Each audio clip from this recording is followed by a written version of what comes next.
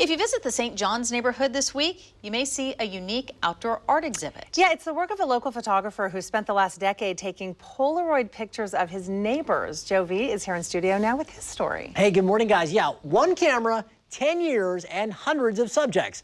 That's all that was needed for an exhibit perfectly suited for the days of social distance. Across a bridge in the neighborhood of Saints, Bobby Abrahamson brings a community into focus. Everybody's kind of connected, and you start finding that out more. This outdoor art exhibit shows Bobby's work from the past 10 years. In that time, he has photographed the people of St. John's, not with a smartphone or really any camera that was made in the last 50 years. It's an old press camera, really. This was the kind that photojournalists in the 40s and 50s used. The camera uses a now discontinued Polaroid film that creates an instant picture and a negative to make prints. So I just go up to a stranger and say, "Excuse me, I'm sorry to bother you. Would you mind letting me take your picture? I'll give you a copy right away." And they're like, "What? Like, why are you doing that?" And I say, "I'm trying to document the community." Using that approach, Bobby has captured hundreds of people. There are 488 here to be exact. It's anybody who just happened to be here in that snapshot of time. And it seems like he can remember every single one. This is Ian and his daughter Charlie. Bob up here, he ran the man shop, which just closed, which has been here for 70 years. There's a couple, I photographed them each individually. Then it turns out they're married.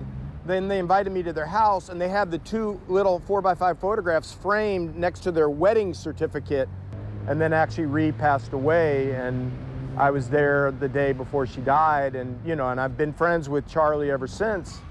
He calls me the Polaroid sniper. Now, this is not just some hobby. Bobby has done professional exhibitions of his work with 37 of his St. John's pictures in the Portland Art Museum collection. Earlier this year, he had planned another indoor exhibit to put a bow on his decade-long project. And then COVID hit, and I thought, I guess I'm just gonna have to wait. A few months later, Bobby was approached by a group of residents that were planning a St. John's summer park.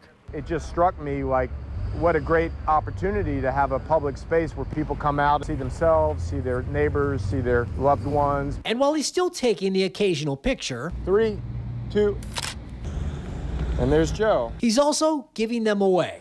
Bobby says anyone in these prints can take them down and take them home. It seemed to me to put them out here in a public space and let go of them, not to have them as a commodity that I want to get them back, that I want to make money. Ultimately, he says art is meant to be shared. And through the lens of his camera, Bobby has captured a colorful neighborhood in black and white. Its faces, its memories, its people remembered through snapshots of time. To me, that's more rewarding than being in a museum, is to know that somebody has the photograph that I took of them, and it means something special to them. It's really incredible work. So, Shauna, you were talking about, I hope the rain doesn't mess with those. So they're waterproof prints. He made those prints waterproof, but high winds can be a problem. So when we had the winds earlier in the month, he took them down, put them back up, and we have winds coming in today. So he may be taking them down again today through Thursday. He says they'll definitely be up this weekend, though, and so if you come out, and as he mentioned, if you're in one of those photos, you can actually take the print home. So cool. It's a really cool kind of commemoration of You this know what I love in looking at every person? I don't know one person in those photos, but they all tell a story. Absolutely, and that's his whole thing. I want to meet everybody. Same. His whole thing was documenting this neighborhood and showing kind of what it was like in this period. And what a neat way to bring a community together. Like, these are your neighbor. I love that. It so and I love much. that picture of you. Yeah, Thank you. great story, Joe. Frame that one, too. Thank you for bringing that to us. That was really cool.